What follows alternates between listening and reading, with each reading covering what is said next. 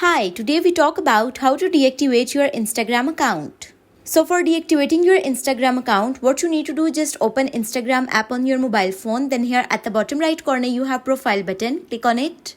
Then your profile page will appear on your screen. Here at the top right corner, you have main menu button. Click on it. Then settings and activity page will appear on your screen. Here you have this account center. Click on it.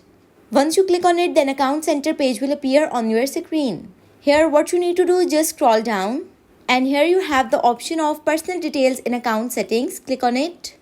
Once you click on it, then personal details page will appear on your screen. Here you have account ownership and control option. Click on it. Then this page will pop up. Here click on deactivation or deletion. Then here what you need to do, choose the account to which you want to deactivate or delete. So here I choose this account.